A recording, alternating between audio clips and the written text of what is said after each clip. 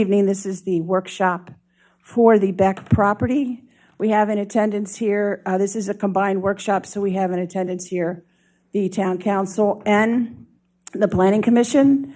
I will remind everyone that in a workshop, we do not recognize or take public comment.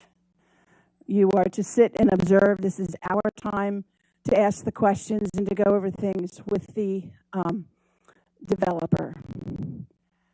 Stop. I'm very disappointed in you, Pam.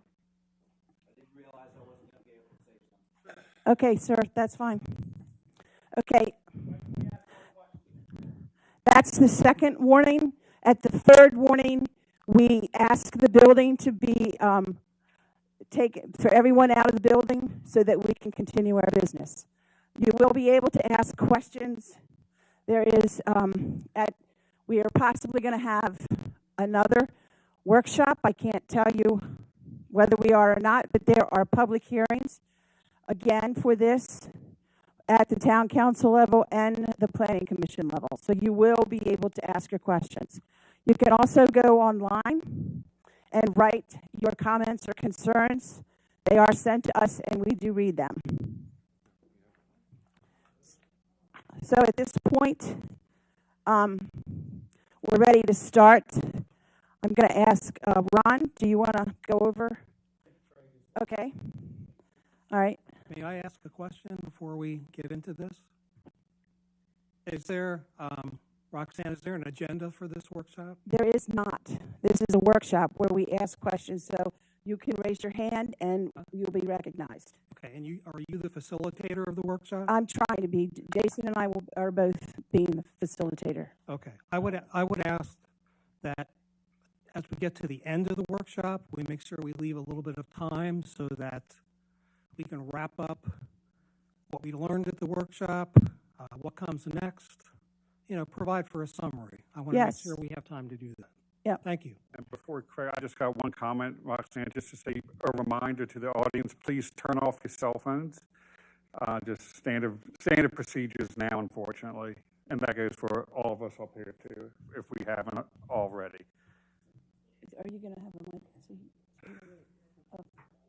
mic? Never mind. You'll find.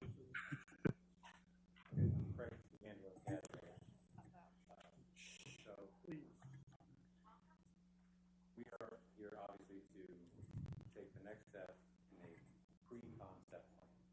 So this is the very, very first step.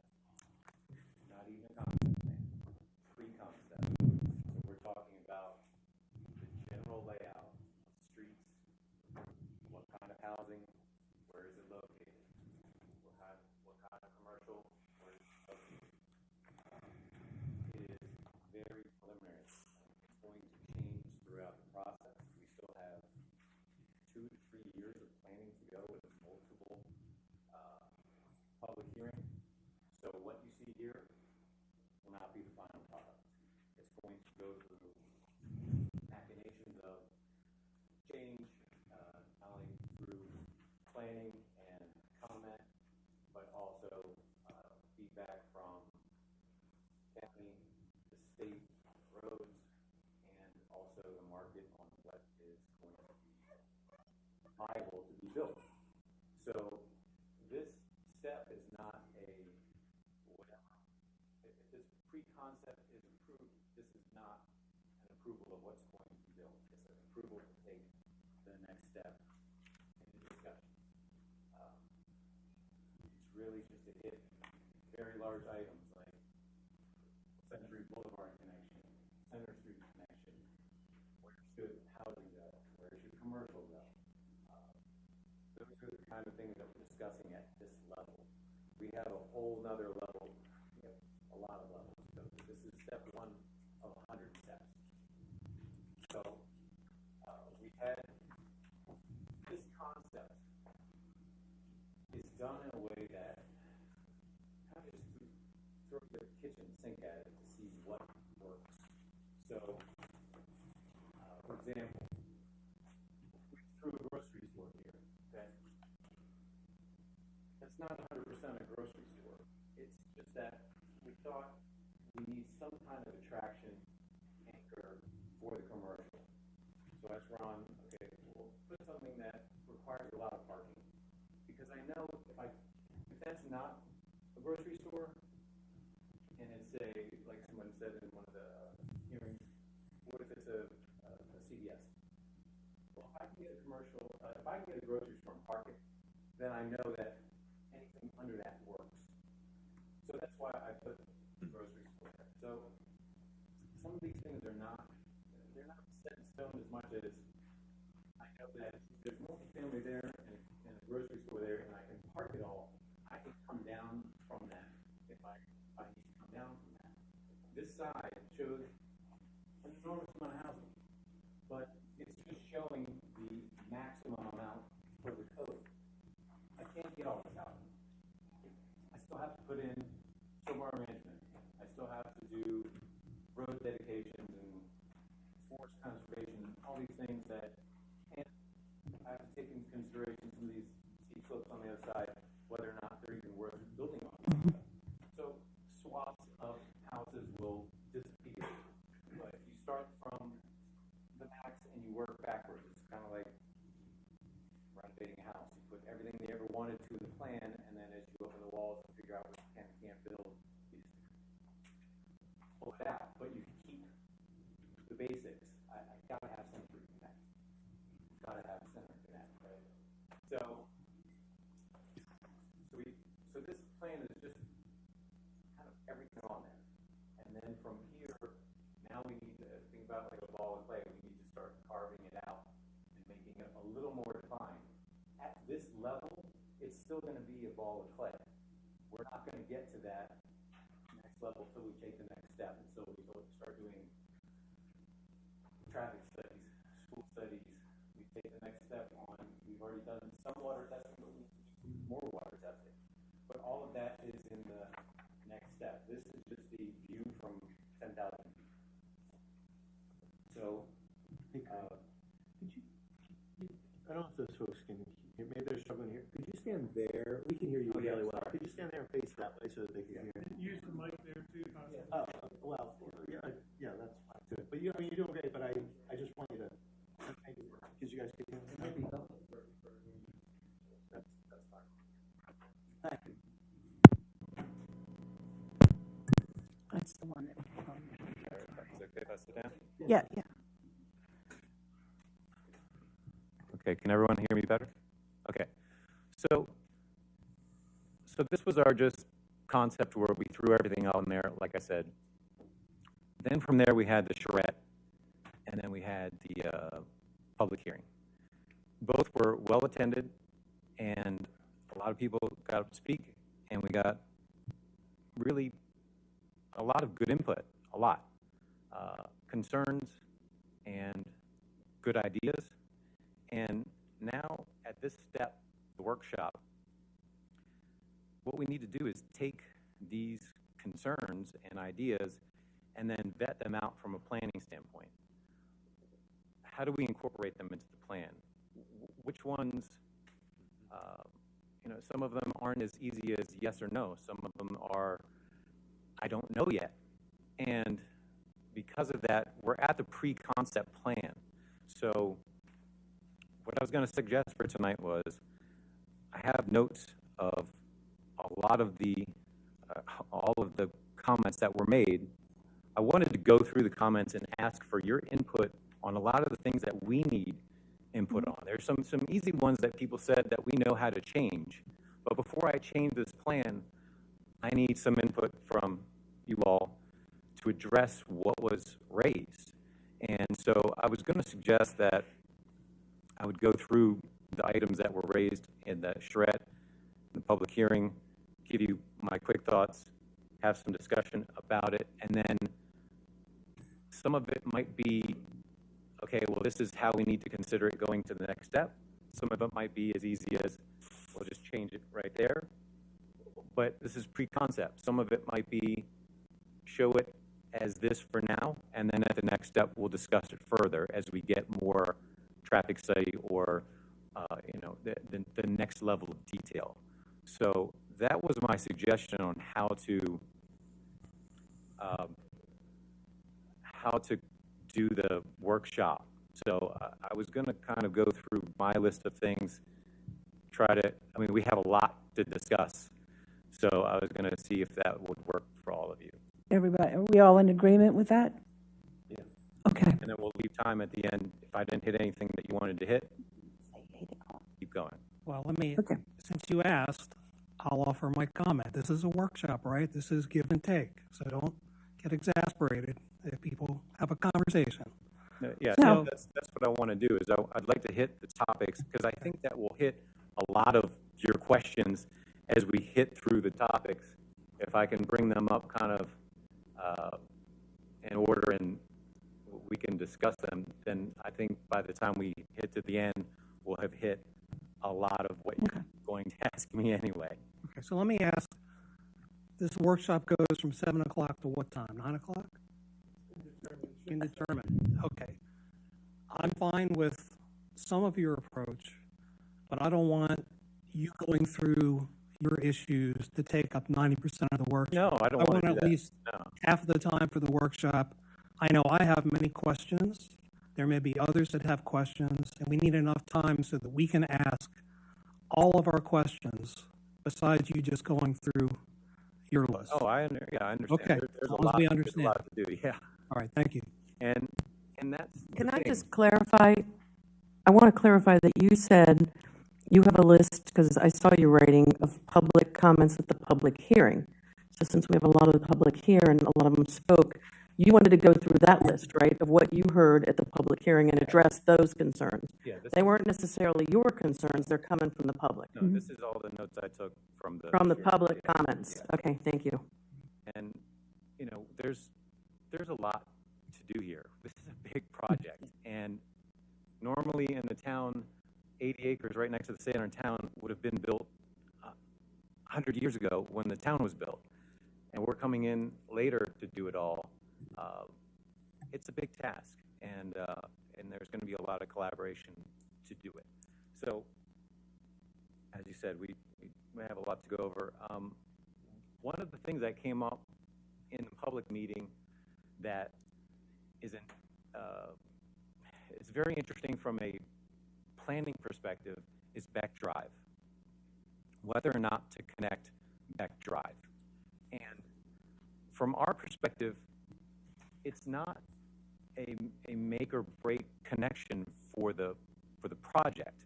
The reason that we show it connected is just from a planning perspective, you always show the most amount of interconnectivity. That's just a planning principle.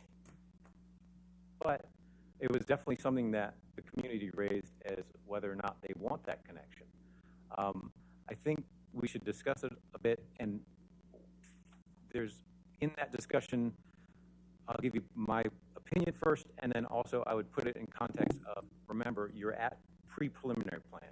So this discussion might not finalize everything right here, but it would set the table for the next round of discussion in the concept plan. In pre-concept, I would show it as connected because it's a lot easier to disconnect it later. Or if you took it all the way through, and even if you built it, and let's say 5 years from now, there's too much traffic going through there, you could put bollards, make it a pedestrian walkway to downtown, close it off. As opposed to this flip side of, if you don't build it, and 10 years from now, you say, I wish we had built it, or we need the connection, much harder to do at that time. But I think we'll get a little bit more clarity when we get more traffic study done. But I'd like to hear your thoughts on why or why not to have that connection. And then, like I said, we can discuss it a bit now, but then we have to kind of decide, how do we want to show it on this pre-concept plan? How do we show it, and then how do we go from there? I'll be the first, Craig. Basically, I'm viewing the pre-concept plan. This is my, as Councilman DeMoto always says, holistic view of the pre-concept plan. And how I understand the process via code is basically the council approves the pre-concept plan. That to me means road connections, water usage, water availability. maybe not the details of the APFO, because that's handled by the school system, the fire department, and other things that I'm not aware of the multiplying factors. I can do some research on it, but I'll leave those people up to deciding if it meets those adequacies. But I would rather hear just what you're proposing, like, as your responses to the concept, what you heard from the public, because in my view, as I said earlier, pre-concept is I want to say give the planning commission, if it moves forward in any shape or form, a plan that is 95% complete. Might be a disagreement with some of the planning commission members, but this is the pre-concept. Concept to me is working out the details. As you said, okay, we're not connecting back. Okay, that needs to go to the pre-concept. If for some reason it is brought forth in the later edit, then maybe they can change it. But I'm afraid of us approving the pre-concept and then giving everything over to the planning commission to finalize, and then us all of a sudden end up with a totally different plan than what we gave you, or what this council approved for the development of this town. So that's what I'm afraid of. That's why I'm viewing this process as a pre-concept. We give a pre-concept plan for its concept to the planning commission to finalize the details on it. But we set the density, the roads, the water, everything else that we have authority to do. So continue on, but I'm going to say right now, at the end of this meeting, I'm going to request another workshop or hearing, because this plan is too intensive, too big for the future of this town to just basically have one workshop, one hearing, and then just do it. Because as I said back in November and October, I would rather get this going right, get it done, instead of this back and forth between us all. Just have all the meetings up front and then just work it out now rather than later for the council. Then you're going to have to change the ordinance, because that's not the way the ordinance is read. I understand what you're saying. Yeah. And it makes sense. I mean, the road network is something that we're looking at right now. And so I heard from the citizens that some of them do not want that to go through. Yeah, so have we, to be honest with you. But from a planning perspective, you know, I need to hear from everyone, staff included, as far as what do you want to see, or how important is that connection? Because if it's not to say that it doesn't matter, but if it's only 5 people on the drive who just don't want it connected, that's different than the interconnectivity of the entire town. So I need to know from you what your thought process is on Beckett. I have, I think, 2 points. So one is that until we know, I mean, you heard the reasons that were expressed, at least at the meeting, which was, you know, that drive comes out to park, all the Wildwood folks come and they use park and the traffic light, and then we've got the pool.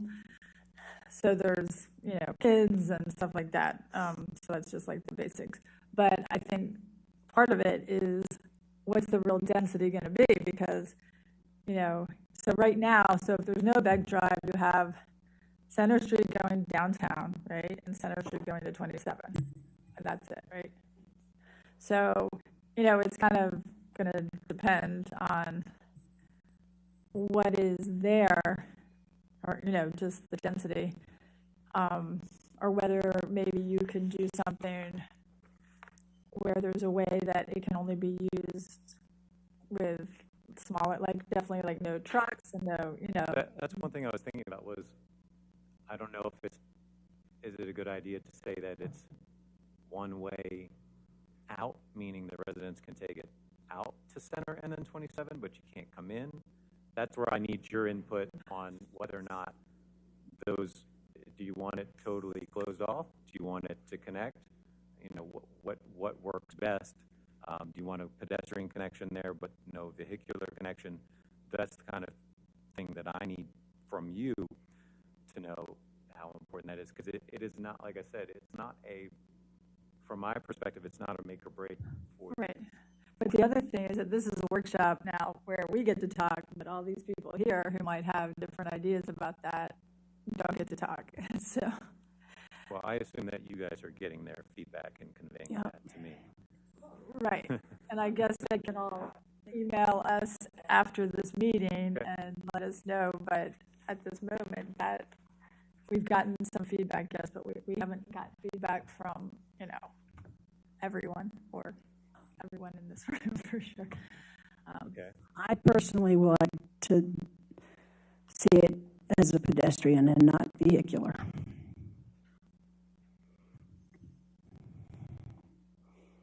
There's a lot of things that happen on Park Avenue, and I'm afraid if you make it vehicular, even though it says no trucks, they're going to try to come down. We say no trucks other places, and they try. So I would just prefer it to be pedestrian. And so a lot of this has to do not just with Beck, but with Park. Yeah, but, Park has become the main, I can speak because I live on it. That's one of the main ways that the large trucks do come up into the town. And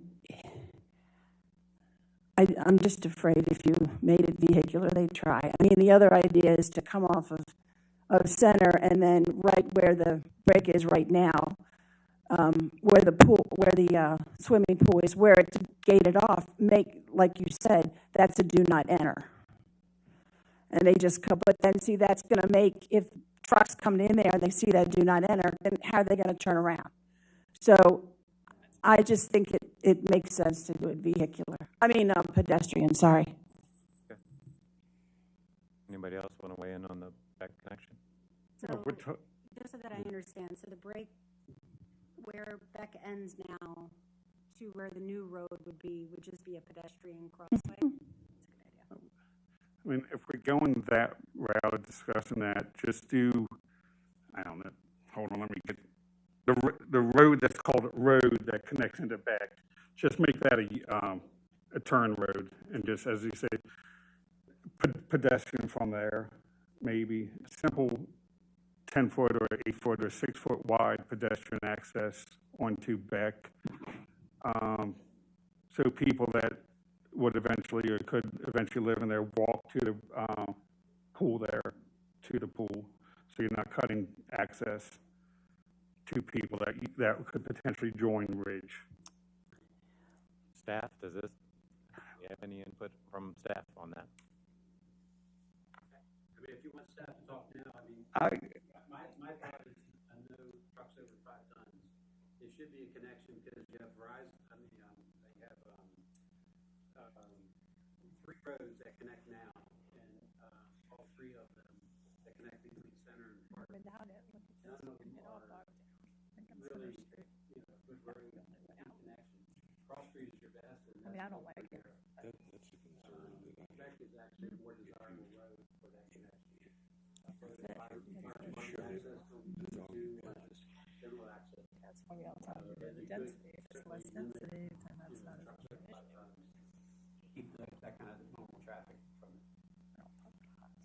And this is where, that's why I say this is a tough discussion, because if you ask a planner, how do you do it?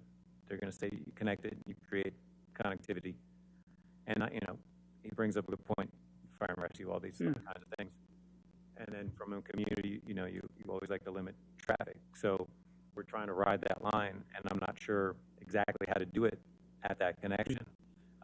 What is the best way? Yeah. And that's why I say at pre-concept, do we show it as connected, and then at a later date, it can be restricted and choked down? But you do have the opportunity to connect it. I think that's why this discussion is so interesting, I guess. Hey, Craig, would you have any problem with staff giving their recommendations or concerns with what has been proposed now, prior to them, if staff is ready to? That's, the staff weighs in later, Carl. This is a workshop for us and Craig. Roxanne, I'm sorry, we're going to Carl. we are going to be butting heads. You can't kick me out or close the meeting. I'm not because going I'm to click elected. you out, So- Carl, but I want to get through the comments of the people. I want to hear what they said. And the staff right now can come at the second workshop. We don't need to have them right now. I would The say staff yes. recommendation does not come until the concept plan. Please read the ordinance and read what's in the code book. Well, to put it bluntly, you don't get it until we approve it. Okay? And I'm not willing to approve something that you can change and get something that's 180 degrees different than what this council approves. That's Like- correct, but we Okay. also do, once the pattern book comes in, there are changes still. But So it's again, changing the whole way, and we're trying to do this together, we Carl, are, but and not again, separate. but So again, let's- it will not come back to us for approval after we give it to you. And I am not willing to easily give approval as an elected to a commission that is appointed for something that will change the town. Carl, Okay, Carl, wait, Carl, I'm Okay? sorry. hold on, we're not even close to approval. This meeting is to go through what the community has told us so that we can address those comments. All right. But I'm saying It this is now. about them. We better be willing to give another workshop at the end of this meeting. We will do exactly what the ordinance says. That you voted for. So did you, and you also voted on some other stuff, but I won't even go on that right now. Okay, let's not, No. Can we go on with the public comments so that we can get the input and hear that? It's only my second joint workshop, and it's my understanding it's us and you guys yes, together. yes. We have him in front of us. We have the public here. We've gotten public comment. I'd like to hear him address the public comment. So could we move on with that? Yes, Craig, could you just go through the public comment, and can we hold just a minute? Can I finish, and I'll let you. Turn your mic on, please. Can we go through the comments, and then we can ask the questions after that? Is that all right? I want to do this, just take a moment. This is a collaborative workshop, okay? I want us to try and work this in a way that we can achieve success. I appreciate the need to look at these, micro-level specific questions of this massive development. And we can go through that process. But I think it's important to start maybe at a bigger picture level and talk about some of the bigger picture issues associated with this development. And I wanted some time at some point in this workshop to share those comments. I think that as we go through the individual issues, they lead into what is the larger issue. I'm not sure I would agree with you. I would like to ask a process question. Mm-hmm. And all my questions tonight are going to be prefaced with some sort of a foundational statement. And a lot of it will be referring back to the code, so hopefully that'll satisfy you. So I have a key question. So in the code here, 98-61 for mixed-use developments, in terms of the pre-concept plan, under E4, it says, after completion of the joint workshop, that's what we're doing, the town council shall at a public meeting of the council consider and approve or disapprove a pre-concept sketch layout plan. It doesn't say anything here about any criteria that we have to follow to approve that. So based on that, my understanding is whatever comes to me at the town council, I have no boundaries in terms of what guides me to have to approve or disapprove it. So I am at total flexibility to either approve or disapprove based on my own guidance and judgment. Is that factually correct?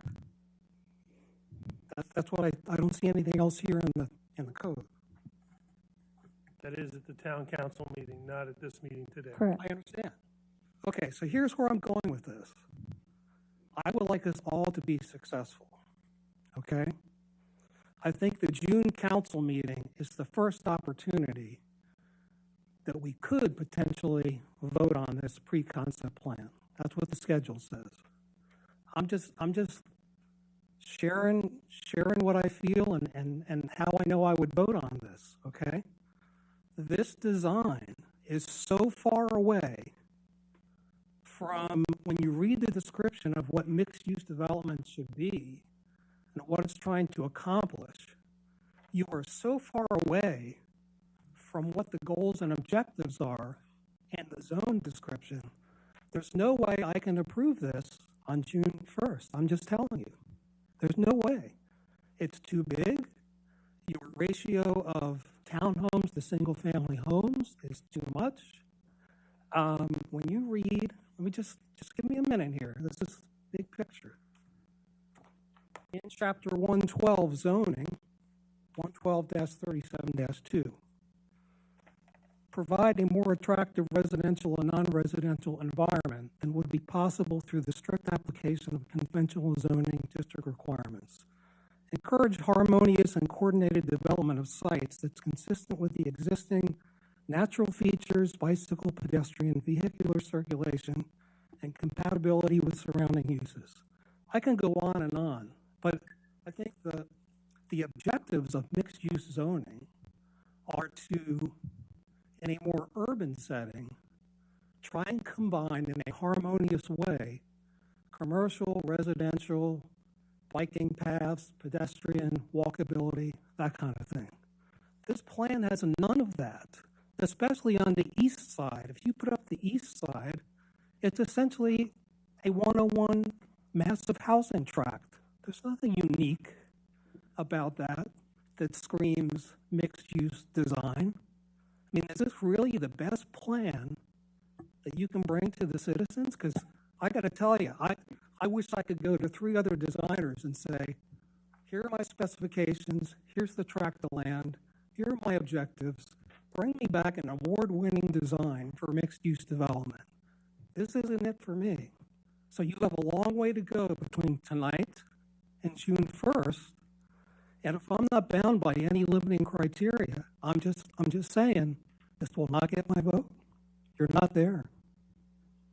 So diving into whether this road should be connected or that road, big picture, you're just not there. There's a lot to discuss. Okay. I understand All right. everything you just said. There's a lot I think you to should discuss. go back and come back with a new pre-conceptual sketch, because this isn't doing it. I understand what you're saying, but the basics aren't going to change. Center Street is still going to be Center Street. Century is going to be Century. This will be dominantly residential. That will have more commercial mix. The residential will be next to the residential.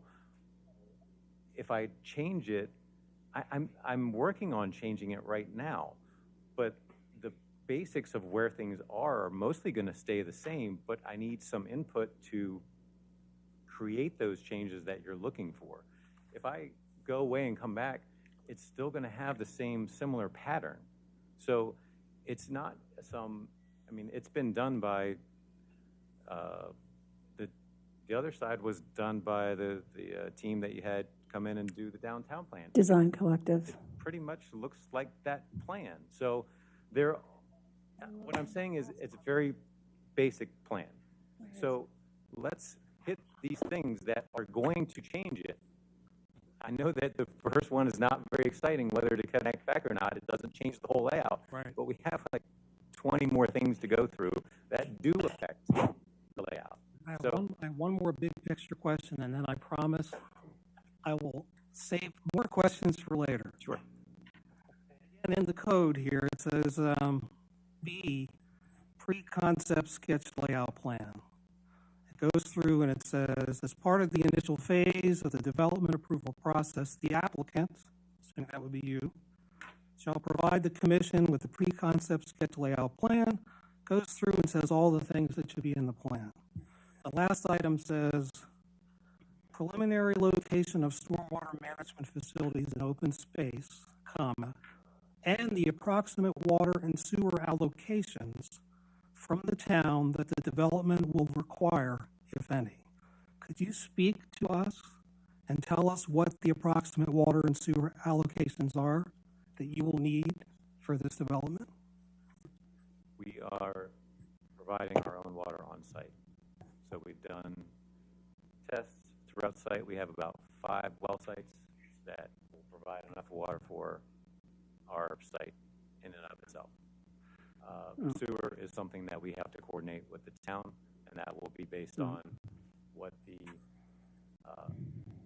what that density number is, and then we have to do calculations on whether or not that capacity. Right, but the density number is essentially what will come to us at our meeting to approve this. The density number is what you have in here right now. So unless you dramatically change some of this, It is going to change. I guess what I'm asking is, I would be looking to you as the applicant to have the responsibility to say, okay, you just said you have your water, that needs to be verified and certified. But secondly, what is the sewer capacity you will need for this mix of single-family homes, townhomes, et cetera?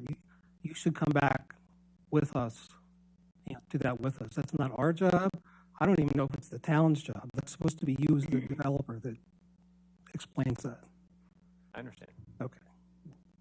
So Craig, to follow up on that, and was reading the ordinance earlier as well, but I'm curious if you could actually show us on this plan where these amenities are, the bike trails and the green space and the fountains that you guys talked about a few years ago. And can you show us, because I don't think it's apparent even from the one that's colored. Show us how it looks like this. Can you like point that stuff out? Well, right now I'm not showing specific amenities, and I never use the word fountain. Well, I haven't. I looked over drafts from like years ago, and there's all kinds of pretty fun stuff that you guys, when you were trying to convince us of this. Right now, there were fountains in there. Big blocks, right? I mean, what we tried to do was, on the west side, create a large village green, and a large village green on the right, on the east side. So those were our big gathering areas. Okay. And then we have to sprinkle in smaller ones as well. On the hard corner of the commercial area, we left a plaza area up in front of that commercial, assuming that that could also be a gathering place. So the level of detail as far as hardscape, sidewalks, actual amenities, benches, gazebos, all those things, that's concept plan. This is just big, broad brush, open space at this point.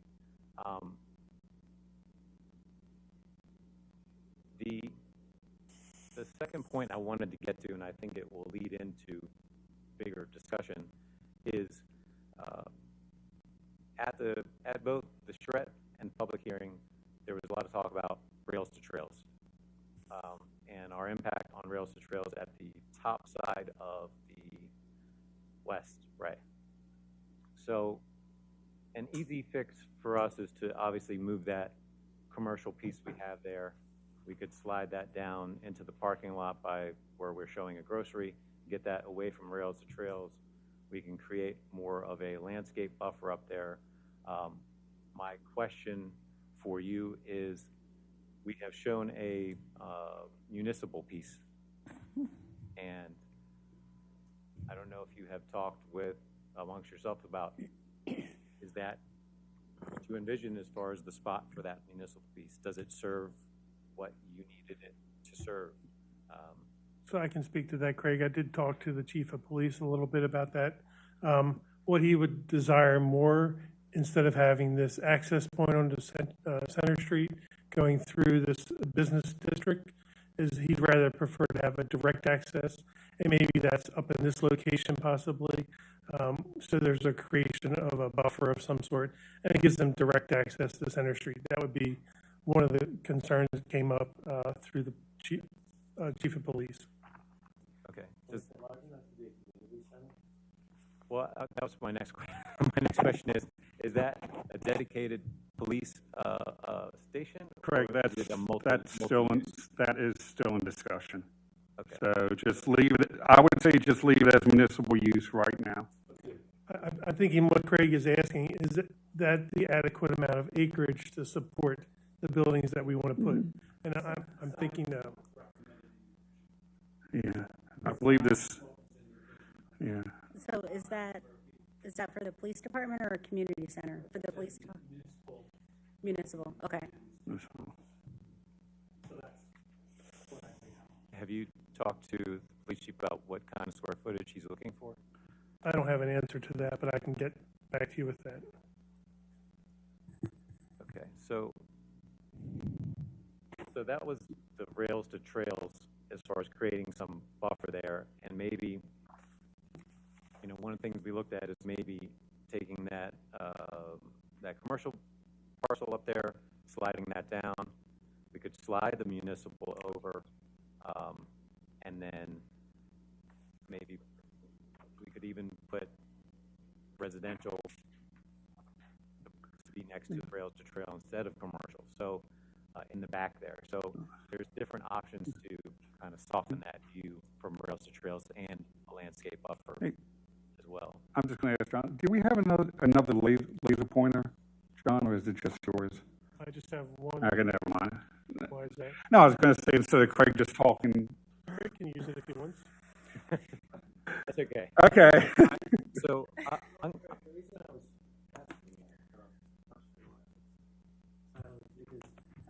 understand whether or not we could combine a municipal building and a community center. We've been eyeing the community center for a long time. It's been in the master plan for almost 20 years. So is there enough space there that we could isolate to put combined, you know, municipal building with combination structure? I would need specifics of what you're looking at square footage, because what it does is it obviously gives us the building square footage, but it'll dictate the parking. Yeah. And that's really the bigger issue is there enough, did I leave enough acreage for enough parking for what you want to do? So if you can give me more detail on what is a community center as far as square footage, is it connected to the station? Craig, not to belittle this, we got to move on to a little bit, but there are safety concerns. We have looked into this concern of combining police and community center. We still have to work out the concerns that have been identified as safety, size, and things of that nature. So as I said again earlier, it is a potential use for the community center, police station, or something that, but right now, as I've been told by the chair, this is conceptual. We're working into the specifics here. Right now, I think we just need to leave it as a site for a future municipal building.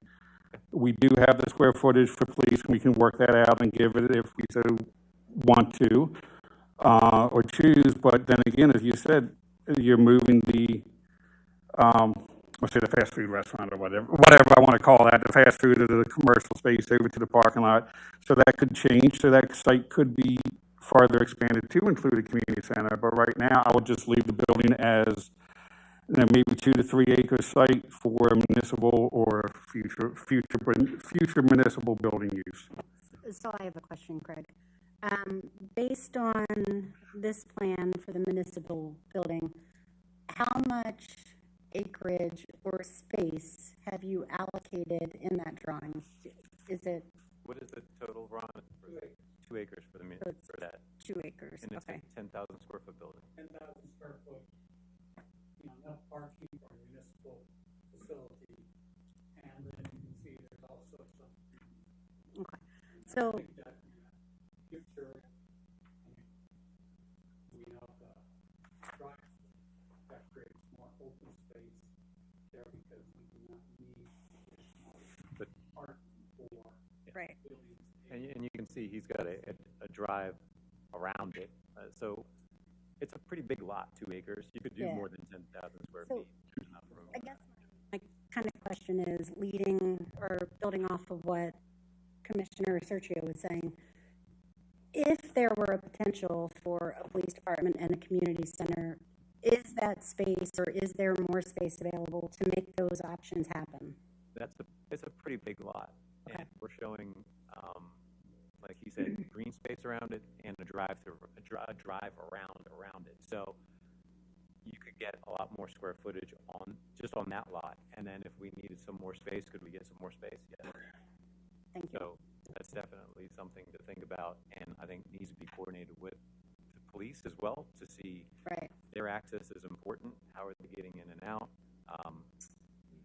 And so that leads me to my next point, which came up at the end of the last meeting, which was whether or not there should be commercial on the east side or just the west side. How do we do that? So I'll tell you what we had, our original thoughts were, and then I'd like to hear your opinions on this. So during this entire process, from the entire 5+ years we've been doing this, I was always told you have to complement existing Main Street. We want to drive business to existing Main Street. We don't want to cannibalize existing Main Street. So we're trying to make a complement to existing Main. We put the commercial buildings up on Center, and they, funnel down towards existing Main. And the thought is, at some point in the future, that space between Main and ours will probably be redeveloped over the next decade or so. But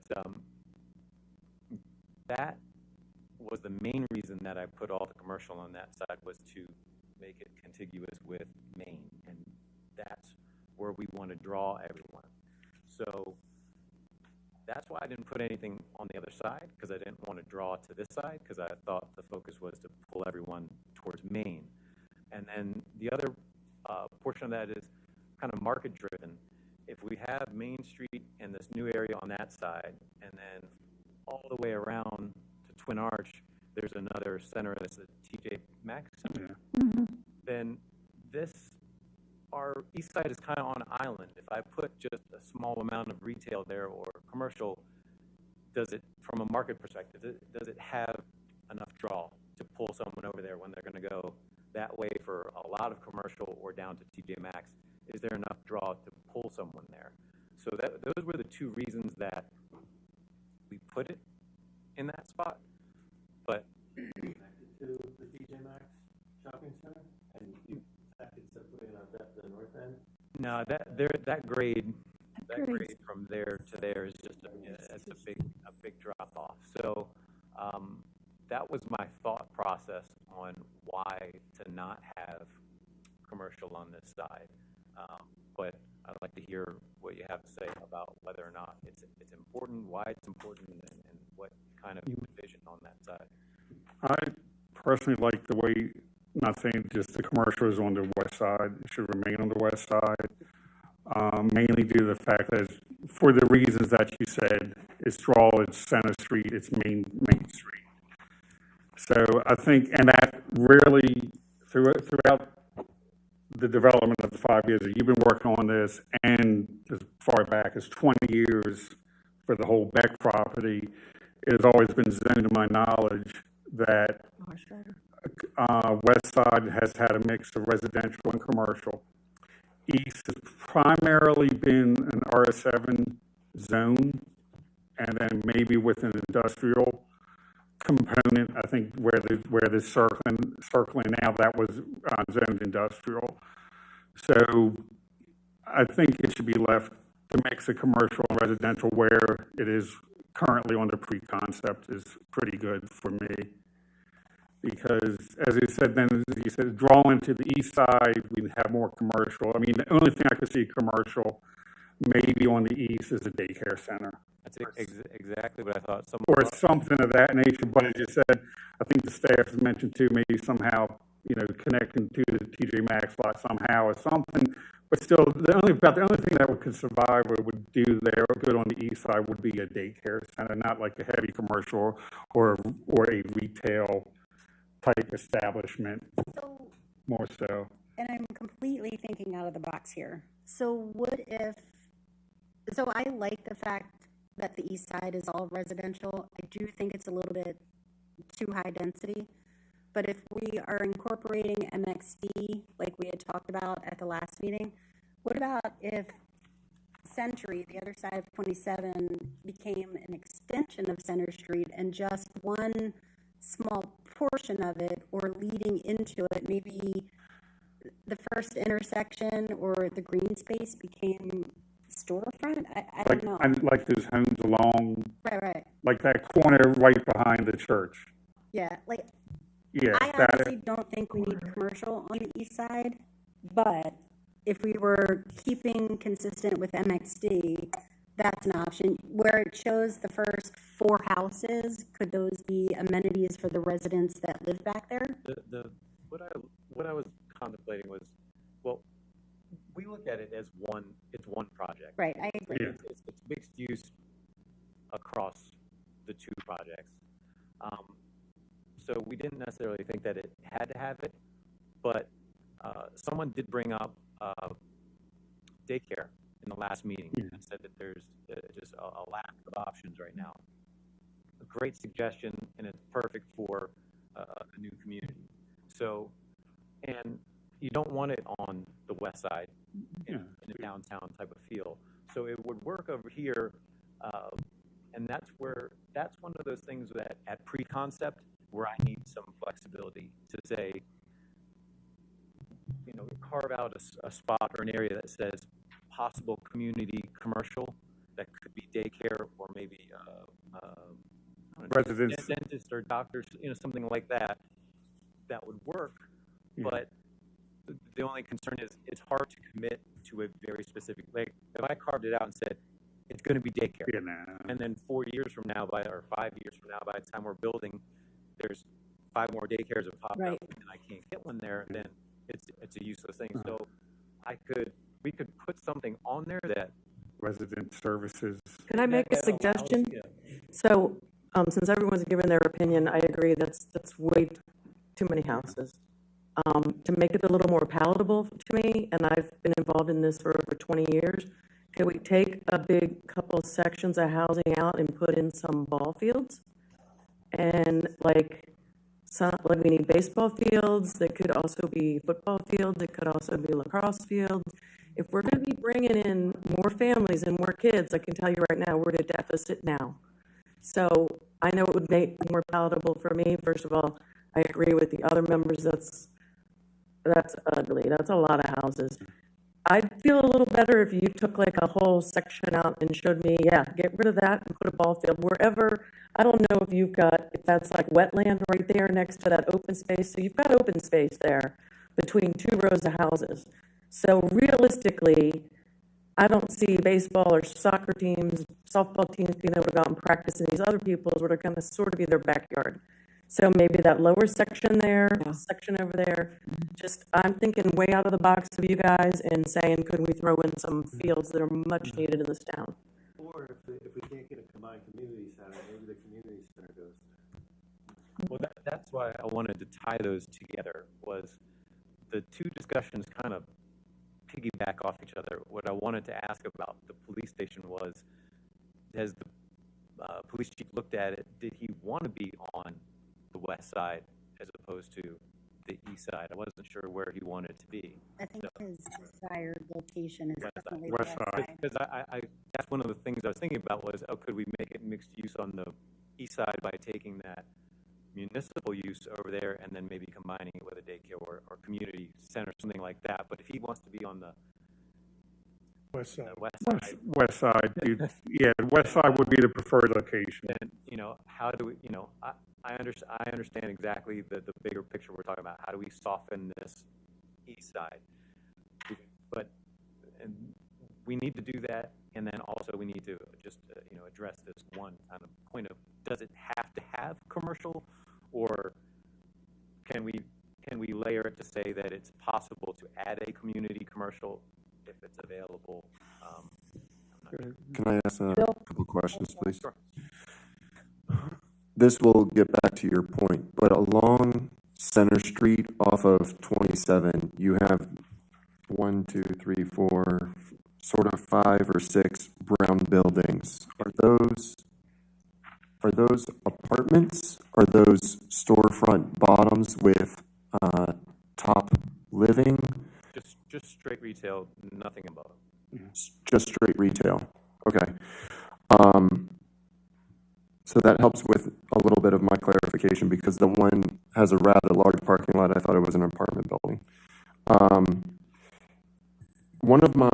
Since you brought it up, one of my concerns with the municipal area, and John mentioned it, is I think we were trying to lessen more of the impact on rails to trails, and having a 10-foot or a 12-foot, whatever is required by code, fencing or chain link fencing that backs to rails to trails can be, like you're trying to walk and enjoy nature, and then all of a sudden you come up to the police station, and you know that because you have your fencing that backs directly to that. Right. That also puts if the police are going to go there, I think that puts we're always having to watch that area now because the rails to trails, it's a dark area, so on and so forth. One of the things that would work better for me, and John had mentioned that, is having direct access. You may not like this, and that's fine, but it's just a suggestion. The first brown building where John, go back with your laser pointer, that brown building right there, Sure, is eliminating that, and then also eliminating the brown building next to that as well, and then bringing that municipal lot more off of the rails to trails to soften the impact there. And I know that you had, before I had had the opportunity to speak, I know that you had talked about the retail store right there with the drive-through and moving that away. right. And, that's certainly an option. But I think seeing some... I think you're on to something, but I would just say that if you get rid of the drive-through one, right, Mhm. we can kind of pull this way. Mhm. To the right of the drive-through is going to be green space because it's our main well spot. Mhm. So let's say that we pull everything to the right, then maybe reduce or get rid of the brown building that's all the way to the right there, and pull those buildings towards that way. I wouldn't want to get rid of the ones on the center because that's your main intersection. That's your main and back as far as your retail center. That's and town square. I mean, that's where the plaza is across the street. That's where you want your people walking and shopping. But we could do what you're saying, create a connection to rails and trails directly, maybe on the right side, because we already have the green space where the well is going to be. We could maybe get rid of that one building or reduce it there and kind of slide everything that way. Okay. Would that work? Since this is a negotiation, taking that, doing your shift, the retail with the drive-through, and I apologize, we just got off topic, and I understand, but it will go back to the other point, I swear. The municipal building shifts over with that retail space out. The first brown building there, like you said, removing that. And if we are able to shift the second brown building a little bit more to the left, so that the police station then have that direct access down at the bottom there. That will, like where the middle green space is between those two buildings, that could then be possibly that ingress.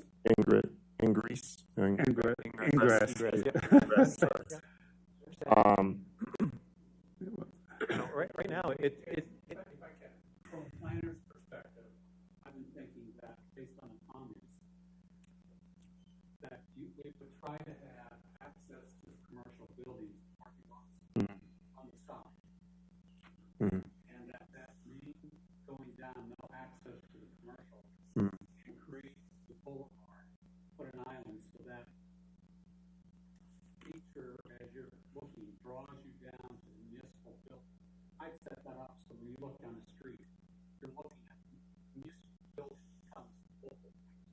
What, You could isolate that access coming out to the main street. That was sort of, not saying that I have great ideas, but you were sort of thinking about what I was trying to vocalize, which is you can't really see anything. And I'm not asking for you guys to give anything or make the municipal lot any bigger than what you guys are working with. I totally understand that. But I think also trying to soften some of because I originally thought it was going to be upstairs living with downstairs storefront. I mean, that's part of MXD also. So I wasn't really clear on what those buildings were going to be. Knowing that I see you mentioned, Craig, a plaza on that corner right there, and seeing that accessibility, but I think helping me a little bit more in thinking about what you had said, Ron. Yeah, based on comments. Sure. I started to think that roadway needs to be like a whole. Right. Trees down, so that it's a focal point to it. We have way too much parking on that side. Right. and we have a lot of space up there in general. And that's the thing, as far as this plan goes, it's 88 acres. Sure. Sometimes it looks kind of small on the plan, but there's a lot of room out there to shift things around to get to where we want to be. I think it's a good point of. And then have your parking access to the parking on The right side. the first, right side, and then just the building seat on one way over. Yep. Just the vast driveway into that. Probably the compliant too small. But again, because one of the things that you have asked for, Main Street. which is kind of continuous building of retail. Now, I promised I said I would get back, so now I'm going to make my connection. John, if you could flip back, please. And talking about what some of the council members and commission members were talking about down where the water tower is. And if you don't know where the water tower is, thank you. A lot of comments coming from, there's a lot of, we're seeing. Because that layout is on the supposition of a lot less grade. So the hardest part about, like that green area is huge. Is that 7 acres? 6 acres? I think each of them are like 3.5. The one in the middle, the 3.5, that one's 3.5, and then okay. So, but the tough part is, So I'll let you collect your thoughts, and I'll add on really quickly. Is when you say Center Street and Century Drive, and yes, but also no. In long and short, because I hear, not only did I hear grumblings, but I also heard my emails also come back and go, we need more than just roads. Okay. Also. And I'll go ahead and offer my suggestion. The roads, the row of homes, all the way at the bottom, right there. Well, those are townhomes. Those are homes. Then the townhomes, the next townhomes, and the next townhomes after that. Yeah, Council President, the only problem with that is if we're trying to save the trees, and you want to replace it with fields, the trees still have to come down. So it's a good thought. I'm just saying that. Bill Butts has a Bill's has his hand up here, so we need. So Craig, I want to reinforce what several of us for many, many years have believed is the priority for this area on the east side. The number one priority is the completion of Century Drive, because the intersection at Twin Ridge and 27 Twin Arch. is Twin Arch and 27 is tied for the busiest and most dangerous intersection in town. The other is South Main and Ridgeville. Okay, and that's on a normal day. That's not when we have large activities going on, at the carnival grounds. I would submit the most important thing to do, number one, first, is to complete and put through Century Drive. Center Street, to Center Street, make it all connected. Okay, I'm back to give a plug for the trees. All right, so as you can see, and you've heard, a lot of people are against all of this, and probably especially the east side because of all those houses. So I think that you need to, and people talk about traffic, and then talk about fire trucks not being able to get in. But in addition to that, as I just mentioned, you cut down all those trees, and not only do we have an increase in massive amounts of traffic and pollution, we don't have the trees which are currently capturing CO2, and when you cut them down, they release CO2. And of course, I assume we all believe in climate change here, but it's just getting worse and worse. So I just can't see cutting down those trees, and I think that you would get a lot better reception if you reduce the number of houses over there and you kept those trees, and then maybe did some kind of a pathway that people can walk down to the Home Goods, which I did a few weeks ago coming up. But I really think that would be a really good idea to not cut the trees down. Yeah, so I'll kind of add on to what Bill Butt said. Connecting Century is extremely important because it will help correct the failing intersection at Twin Arch. That intersection is horrible. A lot of the traffic that leaves, say, the Twin Arch Townhome community will then be able to go out Century Drive, access 27, and leave their community without being stuck at the light at Twin Arch for 3 or 4 turns of the red. It will correct the intersection. It's another outlet for those residents. Obviously, connecting Center Street has always been a priority for the town. We've never been this close. It will become the gateway to downtown Mount Airy, and it will actually remove some of the traffic off of Park Avenue because it won't be the primary route to get downtown. So Center Street and Century are priorities. I agree 100% that ball fields are a priority, but we have other options for those as well.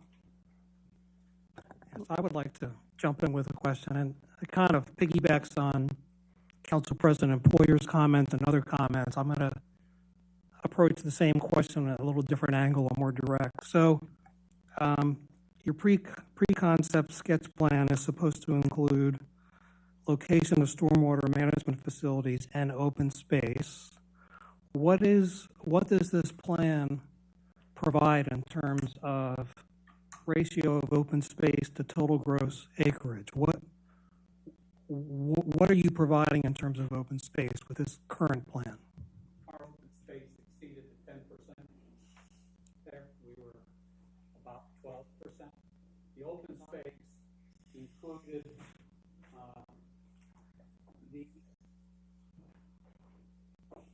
the middle village green up there. We had the well site, all green, right in here. We had, I think that'll probably green or stormwater. We've got green space back in here, a little pocket park at one time.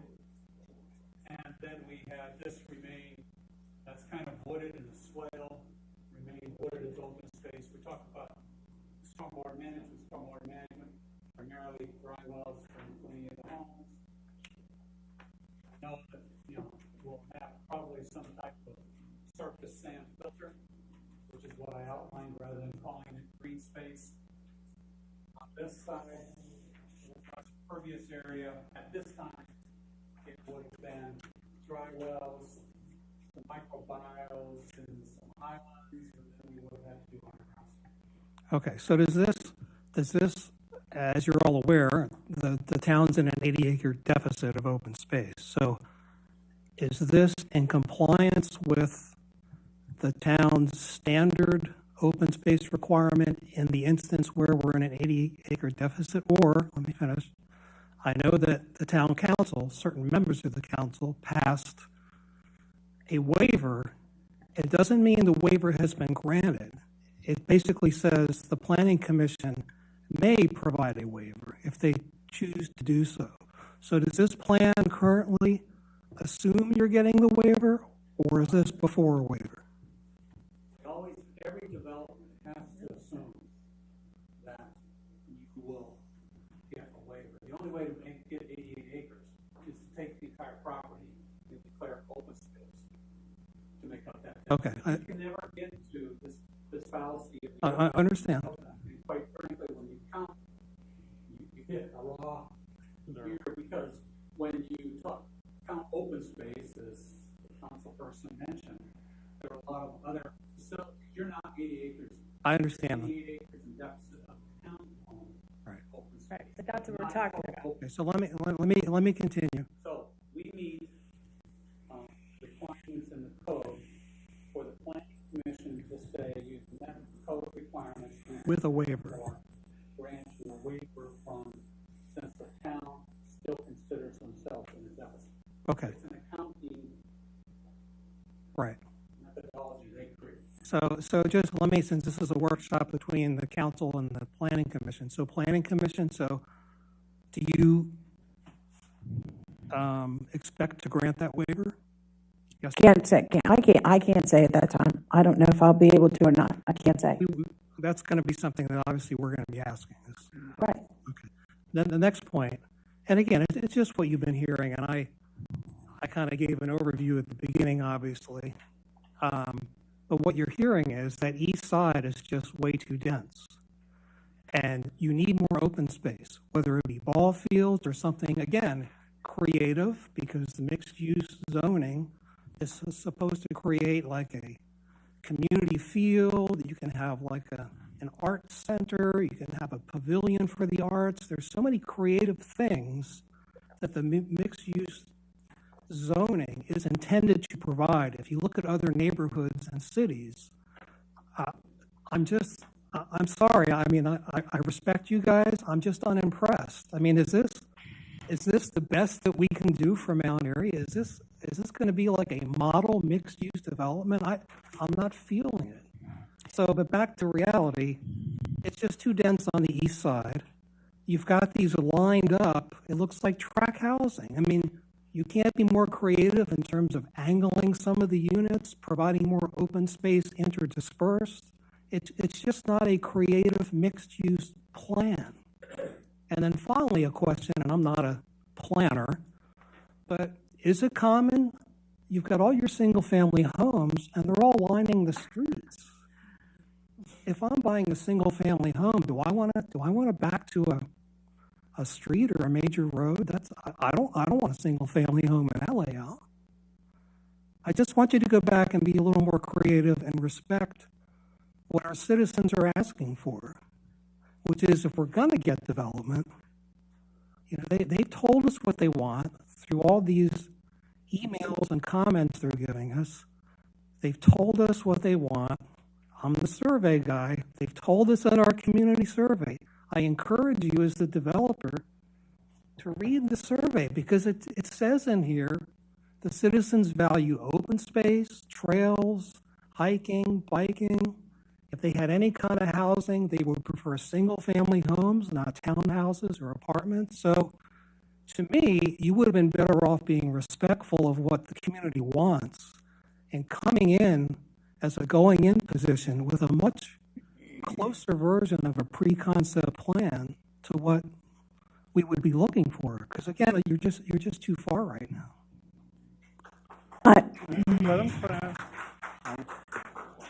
Steve, I understand what you're saying. As a planning commission, we have been developed or formed by the Land Use Act in the state of Maryland. Title II gives us that right. The one thing that the planning commission does is we act on the zone, what the zone says. And I hate to say this because it sounds so self-serving. It's not.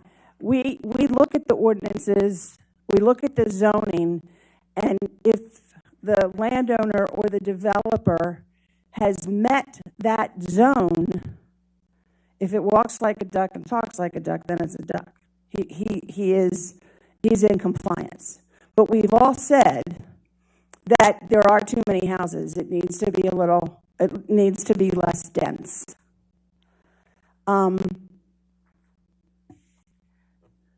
Roxanne, for mixed use, they have to do a pattern book that we. Yes, they have to do a pattern book. It's not at all like, oh, you can just do X, Y, and Z that's in the ordinance. It's a completely different. Well, that's part. I'm sorry that I'm.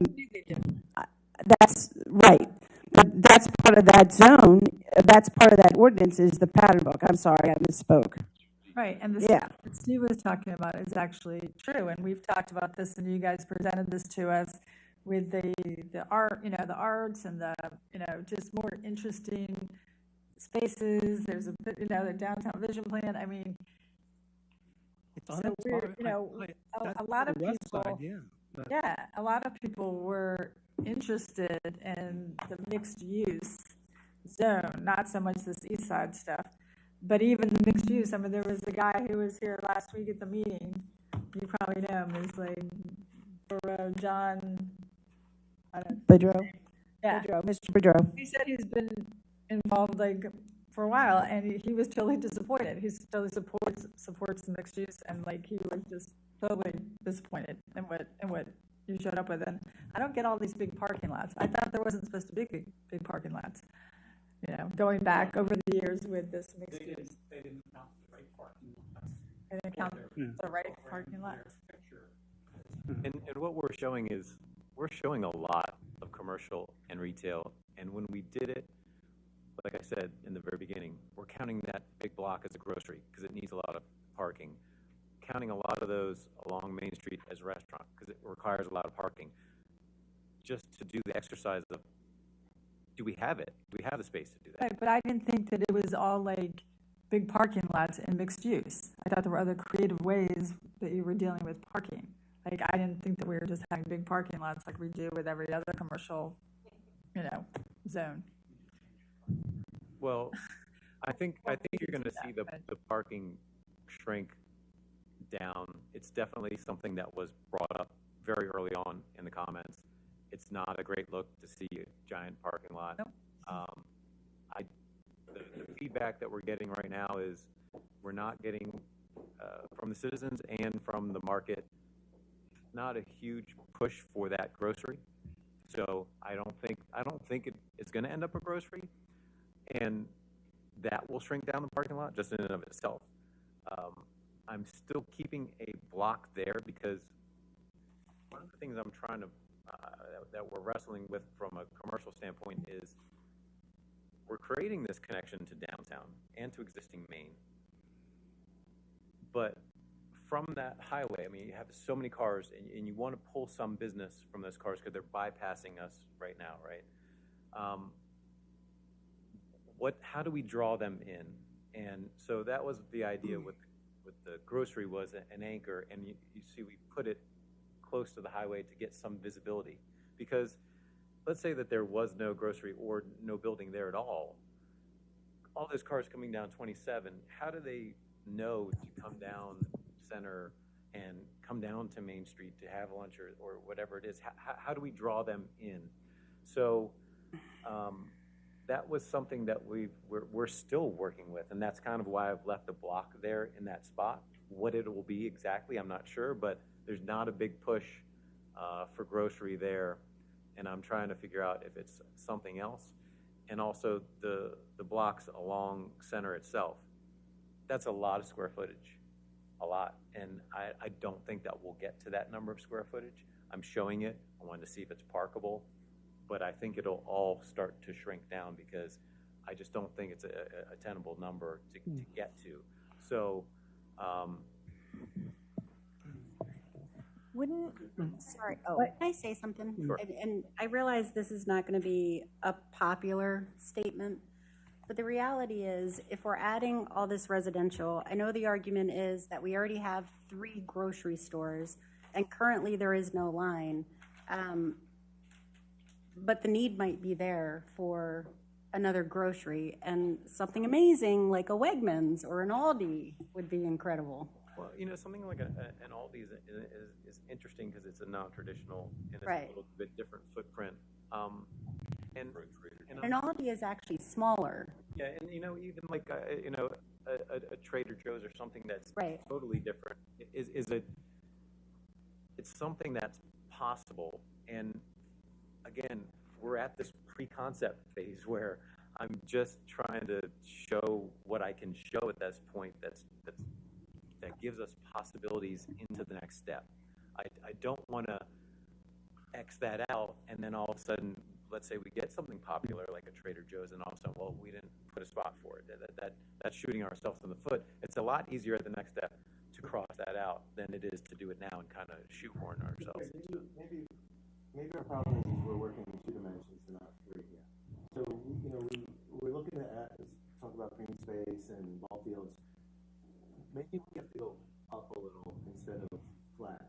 And what if we were to, because the idea here on that east side was about affordable housing.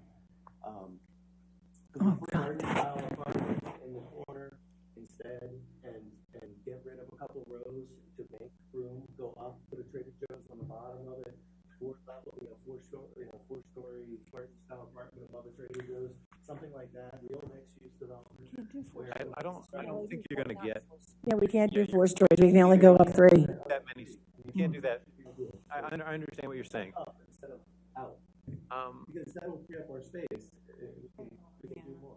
And that is something that we had looked at originally was in the lower portion towards TJ Maxx was like right now we're showing the multifamily units, which there's only a few on the west side. And we thought that we're showing that here.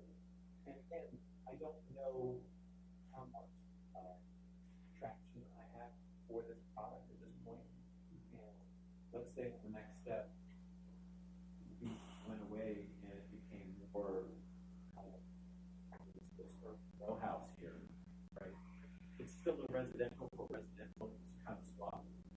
I put the multifamily here because I was trying to get as much walkable traffic, commercial and existing downtown as I could on this side. But we did an early concept, you go back to the other side. We did have a plan in the early concept showing the multifamily for this area. So it was something that we looked at, and when this side became more just a residential neighborhood, I took the multifamily out to make it just a bit more traditional residential neighborhood on this side, and then more urban downtown on the other side. So I'm not opposed to looking at it, and this is one of those things of a concept. If we got to the next step and wanted to see different products here, but it's still residential, then it's not a dynamic change, but it might save some space, even if it's Yeah.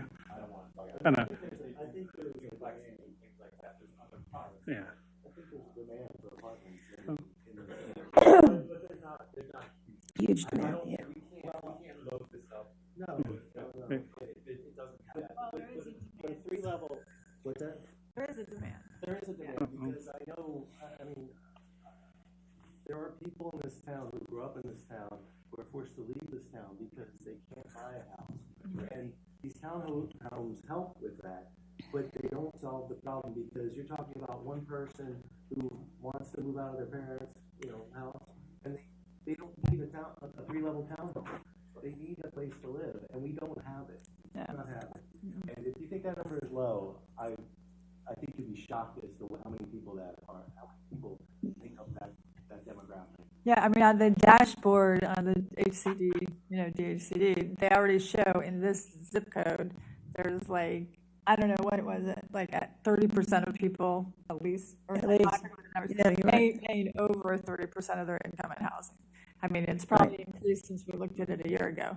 And these are people who already live here. This is not like bringing new people in. These are people who are already housing burdened, who already live in Mount Airy. Years ago when we started, was Right. how do we have housing for, I remember a lot of people coming into the very first meeting, when we were just talking about in general, talking about, okay, my kids went off to college and now they want to move back to the house. Exactly, exactly. So that is creating something that is, diversity of products is important, and I'm not sure if it is all just over house, whereas this side might have a bigger town, but on the other side, maybe a smaller town, a little bit more urban, maybe it's more affordable for someone who wants to be closer to the shops. There's only one person or so forth, but we also have the multifamily on that side as well. But I also like people living above the, above. Yeah, I like that too. Retail. You know, like, they talk about that. That has been mentioned. Yeah, that has mentioned, it's been mentioned tons. It's the success story of every mixed-use development that's showing up now. So, Except for, there's only one issue, which is those success stories are in very urban areas where they're going 4 or 5 stories up. Yeah. Large, and it's very dense because you're talking about steel construction on the bottom, which is very expensive. Then you're talking about parking requirements that usually are structured parking. That is high rent, high dollar stuff. They did things like, so a lot of people have tried to work-live things. Right. Yes. And they're there to sell Pentlands and things that they're just, that it's a very hard product to sell. It does not, it looks attractive, it looks nice, and it sounds nice, but when it comes down to people actually buying it and wanting it, it doesn't work, and the builders have been burned on it so many times. You're blowing my mind because I'm ready to move into a place like that. So- All those people who are out, I don't want that. So- I go down to Pike and Rose, I walk to a Pike, and I'm astounded. I want to, I mean. But that's a different area. It's a totally different area. What I'm saying is that it's a vibe. It's the vibe. It's not what's going on specifically how high the buildings are. The So people. we It's the talked about vibe this of people living here and being a long time ago, which is, we had some planners look at this a long time ago, and they said, when you are in downtown Rockville, you can do layers, singularly in layers. But the farther out you go, it's mixed use, but instead of vertical mixed use, it's side-by-side mixed use. You have the multi next to the commercial, next to single, next to town, next to the open space. They all kind of go next to each other. And they have a service market. So you can't do the vertical parking, it's too expensive. $18,000, $20,000 per spot. Yeah, so you, so. But we do have space on that side, and I think the thing is, you know, the folks. No, yeah, but Scott, we have a max in our ordinance for height. Yeah, it's 39. Yeah. No. Okay, let's, Whatever the maximum is. It's 3. All right? So if we Yeah, can it's know 3, that. right? it's about 40 feet, somewhere around this, roughly. Point of, can we do on the other side, does it free up, does it create more affordable housing? Does it create more space to go vertical with some of these units instead of town? I mean, of course, you're going, you're staffing, so, of course, and yes, or too many of them. So real quick, so in Frederick, I used to own one. In the Deerbach community, there were double stacked townhouses, and I realized we can't do that because of our height restriction. But you could easily do like a double stacked townhouse with because we can go 3 stories, right? To free up open space. I mean, that's the downtown, so this is not the downtown. No, but we're talking the other side, like if, Right. like to incorporate, it actually could go on either side. You could do like a single level family living on the bottom, or double stacked on the bottom and single family like level on the top. Yeah, they said a popular product used to be the 2/2s. Yes. They not as popular Not as much anymore. The demand really They've gone by the wayside, per se. Gone by the wayside, I yeah. used to own one. I know that, And we need, Yeah, the more popular things now are the duplexes and tris, so they're taking single-family homes. villas. Yeah, going back to that, kind of the way back of traditional duplex and tris, modern take on it, and those have actually been pretty successful. Yeah. It's something to look at. When, The common thing here, Steve, you know, from the folks on, we owe this to humanity. We do, because we've been talking about it in 20 years of master plan. This is why this is not, you know, well digested, because of the fact that we need to think of a way to integrate what the town has been promised in multiple master plans that we've never executed. And that's ball fields, that's community centers, that's, you know, more recently mixed use development with shops and living. Like, we need to figure it out. And I'm not saying you guys did a bad job here. I'm just saying that, you know, Steve's point is resonating, because I think we need to do something different to, and the other thing is to draw people. If this is kind of, you know, sleek and sexy, we might be able to draw more people into the area because it's different, right? I mean, so I'm not saying throw it away. I'm just saying that we think about, I mean, I think we need to think about how to fit some things in here that we owe the town. Well, this is why, when we were talking earlier about, okay, well, why are you asking me about one point at a time? We have a bigger issue to deal with, right? The smaller points have kind of led to the bigger points, right? I need to incorporate something, I need to incorporate community uses on this side, which will, in turn, take away that, just the mass density, right? So that's why I wanted to discuss, do you need mixed use in a traditional mixed use form, or could it be a daycare and maybe the community centers on this side and the police stations on the other side, and then maybe we use that to create a mixed use and then start to soften that feel. I'm not sure if I can do, a community center might be easier than a ball field just because of grading issues. I would be all for that if you could do a community center with indoor practice spaces, because we absolutely need that in this town. We were approached 5 years ago by someone who wanted to do indoor Right. sporting things. I wouldn't be against that. So, but my point is, these smaller issues all kind of come together and address the big issue, which is it's too dense over here, and we don't like the way it's packed in. I understand that.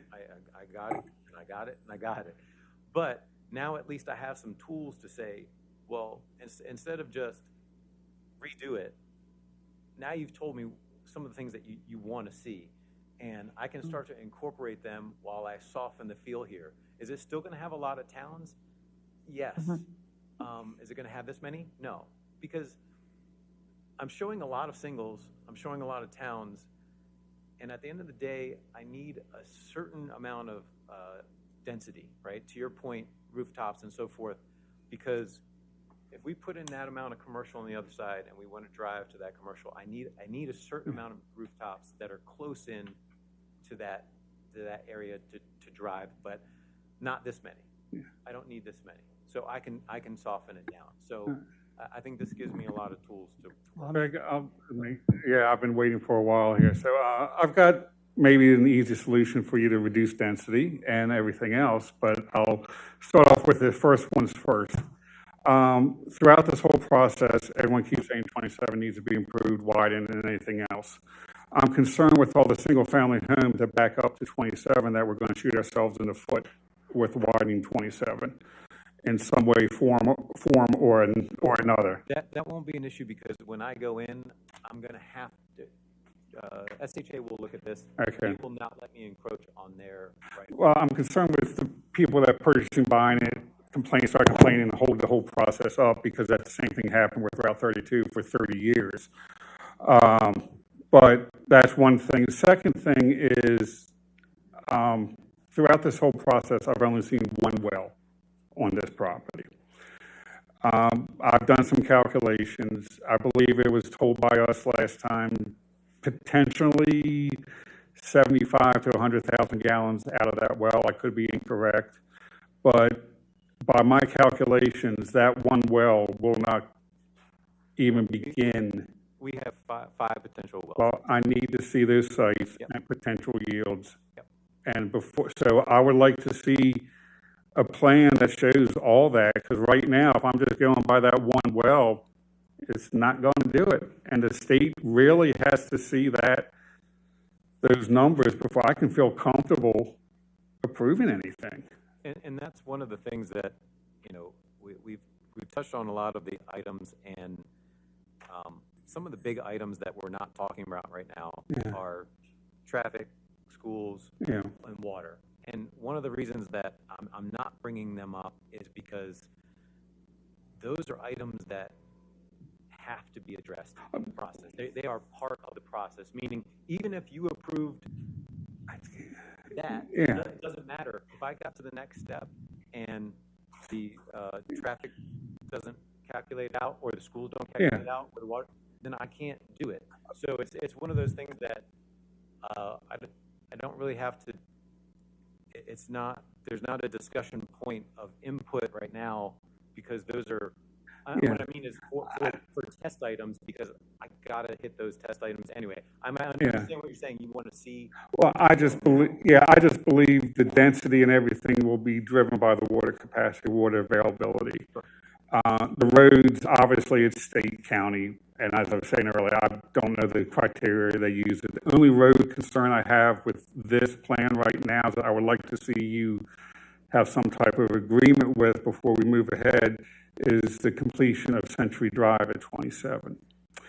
Because the best I can discern from this drawing is that it's on Mr. Nill's property. Part of that road is basically anything that's on this drawing for Century, I believe, is on Mr. Nill's property right now. And he's told the town, I'm not going to sell it. So before I want to say yay or nay on this, I would like to see something saying that Mr. Nills, that you have gained rights to that property, because I'll be dang, it's access road, but we don't own most of it at the beginning. It's just a general use agreement with Mr. Nill that I really don't want to start entertaining an eminent domain. No, but that's what I'm saying. This is what I'm seeing. If you're not bringing to us some type of agreement with Mr. Nill saying, yeah, I'll give it to you. I'm not concerned with the purchase price or anything of that. That's between you and him or whatever else. I just don't want to be all of a sudden we keep saying Century Drive needs to be completed, this needs to be completed, and then somebody, you, him, us, the town, or whatever, says, well, the only way this is going to happen is eminent domain. Yeah, I understand. And I'm not willing to even entertain that. If I could make on this, is that it was premature for us to begin discussions with Mr. Mill, so we knew what we had with the plan. Quite frankly, even getting to an approved pre-concept layout plan in order to begin those discussions. Okay. If we know the town is not doing that. Okay. If we get the pre-concept plan, once it is approved, I'll say once it's approved, once it's approved, if we are unable to, when we approach Mr. Mill, to not come to an agreement, that only means that we have to move the completion project onto the back property. Right. So when you look at pre-concept sketch plan, you're talking about here's, okay, set up a plan that we like that has the density and the layout. If, as we move through the detailed layers, talk about it's like a funnel. Yeah. Each one gets a little more detail as we get down. If for some reason we can't reach that agreement, then that means the density goes down because we have to put the load on. Right, and to your point though, we're showing it there because that's where it makes the most sense. But let's say that it doesn't work and Mr. Nill says no. Yeah. Then we're going to have to pull it down. But to what you're pointing out is, what are you approving and so on and so forth. I think it becomes a condition of approval at the next step, which is this can only be built if Century's completed. And it doesn't have to be on that path. It could be on our path as well. I get that. I understand it. I'm just not comfortable approving something give the ability to the planning commission where I was looking at when this code was approved and changed, that it was maybe suggested, I can't say, I don't know how it came across, but it came across to me that we would approve, say, the 90% of it, the road layouts, the density, not the specifics, but the general like that, the parking lots and everything. I'm totally aware that things are going to change on this. I'm very well aware that this is not nowhere near the final plan, but I want something. I want to see something that I feel comfortable of giving my stamp of approval on. That I want to say 90% to the final thing. And like I said, if you can't get Century Drive, you got to change the whole thing. Well, does that change everything else? The trees, I've already looked at that because I can't go off this assuming that that'll happen. I've done this plan, the exact same plan, and shifted everything down so that it's on. So I know it works both ways. I'm just showing this as this is the optimal way to do it. But if it doesn't work out, it literally just shifts down onto that blue line curve, and it works there as well. And we can show it either way at how you feel comfortable, or we can have two sheets on A, option B. We can do it how we want, but it has to be built somewhere. Oh, yeah, no. I mean, I would rather see the what ifs don't happen, like the Century Drive's not, you don't get permission, or that. Honestly, it's not that exciting. I mean, I know, but no, I mean. All these verticals just shift down. Yeah, and I understand what other people are saying, the more sexy type of townhomes, because when I start seeing this stuff, I start going online to see the different housing developments around here and see what they're offering, to see if how those types can be incorporated in different sizes and different types be incorporated into this. As everyone said, it's way too dense on the east side. We need if it moves ahead, we need a much more variety of townhome units, reduction in townhomes, the movement of the multifamily more to kind of almost like the vision plan, maybe a two-story, a little bit more above the commercial along Center Street, which therefore can give us a little bit more open space into the parking lots to do that. That's why I kind of wanted town comments at this stage too, so you could incorporate their comments, because I do respect, I'm not saying the Planning Commission does not respect the town staff comments, but we might as well hear them now and at the beginning, so you can incorporate them. So again, it's not a back and forth at the later stages. I know Roxanne's having a heartburn over there, but that's just the way I see it. Can I ask you a question that I meant to ask before? Leslie. Okay, this will be the last one. I'm sorry. Go. On Route 20, on the east side, on Route 27, you're not planning to take the trees down there, are you? I mean, that's going to stay as a buffer, right? The trees on 27? Trees on 27. On the east side? Where those Right houses there. are, I guess. No, I know, I'm not talking about the trees that back up to Home Goods. I'm talking about the trees along 27.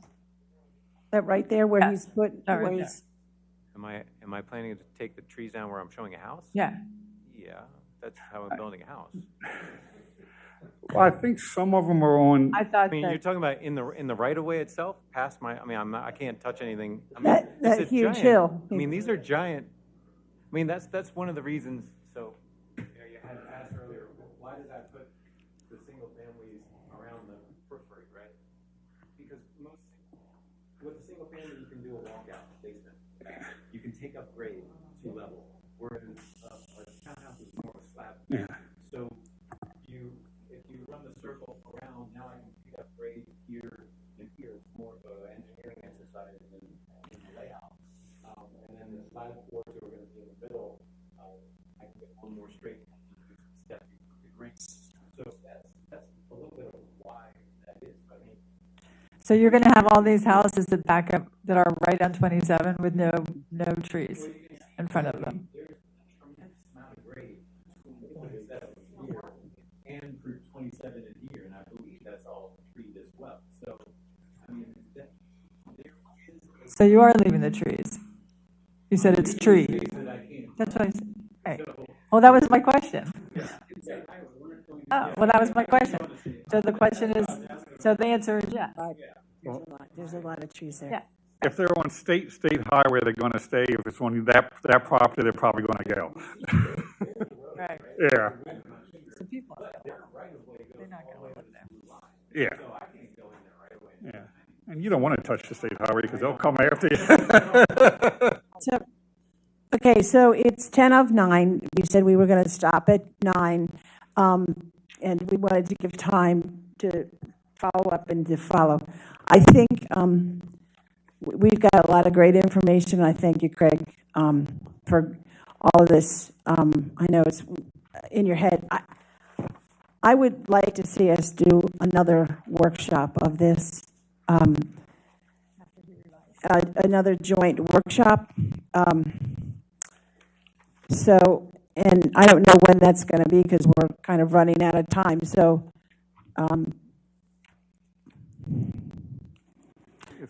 I would like to see the next workshop. Hold on. I would suggest May the 12th.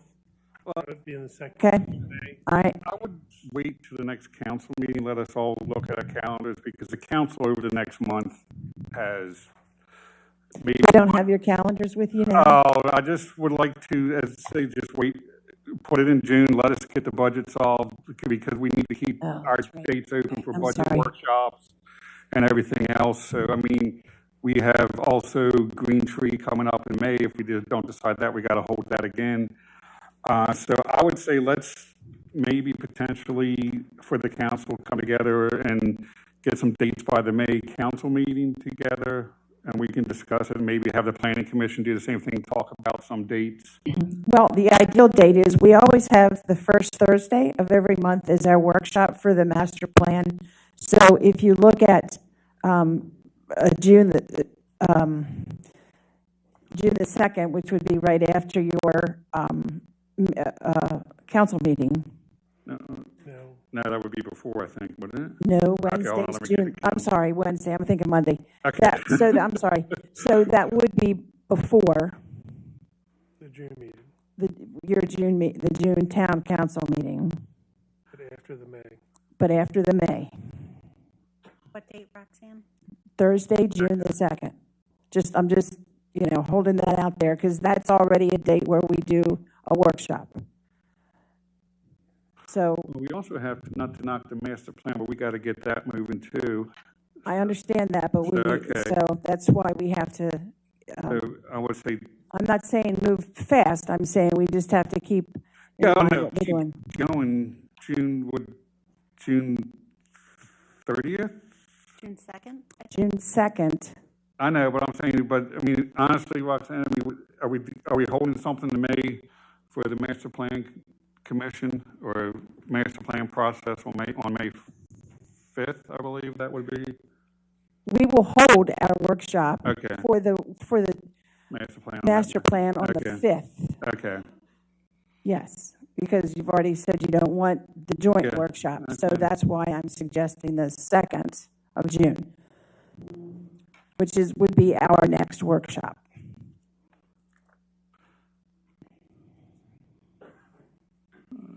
Thursday, June 2nd? It's too many meetings, and they're starting the budget process, so they've got, it's kind of mind-boggling at this point. And then we have the council meeting is The 7th, the 6th. the 6th. But So that'll be pushed back for, yeah, that'll be pushed back more until we totally happy with the pre-concept plan. So now the pre-concept, the first would be, I guess, July 11th for the next council, Correct. because July 4th is the first Monday. Okay. Okay, so June 2nd? If everybody can make that. for a second workshop, right? Yes. Correct, but we will have a master plan workshop in May. Same thing, 7 to 9? Yes. No, it'll be a workshop, so if someone wants to make any comments, please use the website so that, and put your comments in. It gets emailed to us all, we'll have it there at that time. Or the planning commission. Or at the planning commission meeting. At the town council meeting. Or town council. Or at the town council. Sorry, I'm going to ask again. July 11th is that? July the 11th would be the council meeting, because the 4th is the 4th of July. Fine. Okay. If we approve the resolution to move it, I think we have to, don't we, Jay?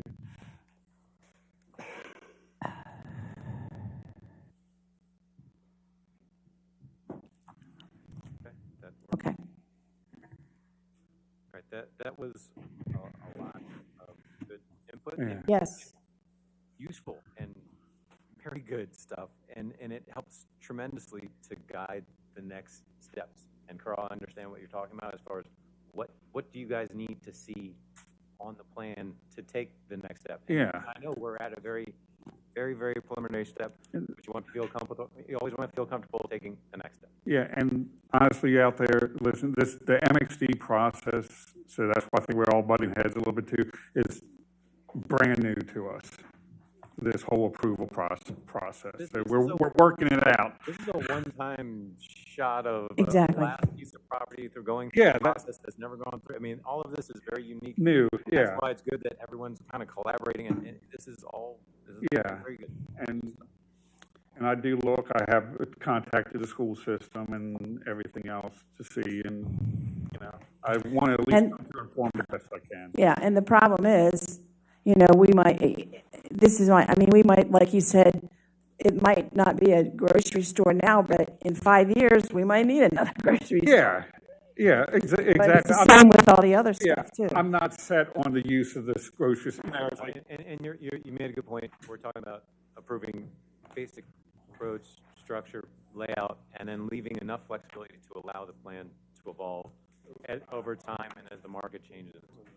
I have a final. Okay, go ahead. So I want to thank the Planning Commission and council members. I know you as Planning Commission members, you're volunteers, and I know you work hard and you do your best. And so I appreciate what you do. To the developers, I appreciate your efforts. I think we all need to think about what success looks like. Each of us are looking for success in different ways.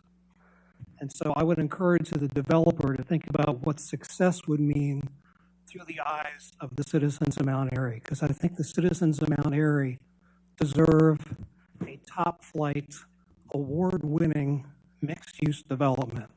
And that's what I'm looking for. I've been told I'm hard to please, and I probably am, but that's what I'm expecting from you. On the east side, I really think we're rearranging the deck chairs on the Titanic. I think on the east side, you really need to go back and do a complete redesign. You really do. The west side has potential. We're moving forward and getting it closer to, I think, what everybody might be able to support. But that east side is just a non-starter for me.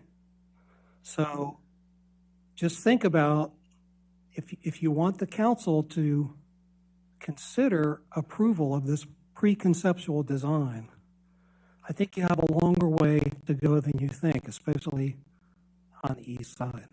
So those are some thoughts.